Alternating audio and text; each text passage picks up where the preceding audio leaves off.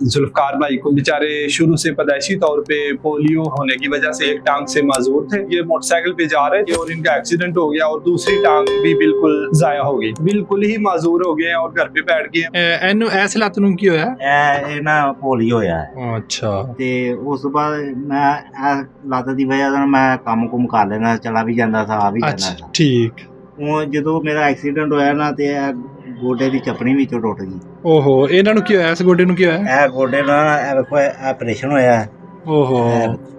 ਤੇ ਇਹ ਨਾਲ ਮੈਂ 2 ਵਾਰ ਆਪਰੇਸ਼ਨ ਕਰਾ ਚੁੱਕਿਆ। ਇਹ ਹੱਡੀ ਹੈ ਨਾ ਜਿਹੜੀ, ਹਾਂਜੀ। ਇਹ ਡਾਕਟਰਾਂ ਕੋਲ ਨਾ ਕਾਬੂ ਨਹੀਂ ਆਈ ਓਹੋ। ਤੇ ਉਹਦੀ ਵਜ੍ਹਾ ਤੋਂ ਨਾ ਮੇਰੇ को ਹੁਣ ਤੁਰਿਆ नहीं जाता। ਇਹਦੇ ਨਾਲ मैं बड़ी मुश्किल तो होता हूँ। जुल्फकार भाई की 4 बेटियां हैं, वो पढ़ रही हैं स्कूल में। पता चला कि इनका तो कोई पुरसाने हाल ही नहीं है बेचारों का, कोई खाने पीने का बंदोबस्त नहीं है, बच्चियां बिल्कुल ऐसे ही भूखी बैठी हुई हैं और कोई कमाने वाला यही बेचारे कमाते थे।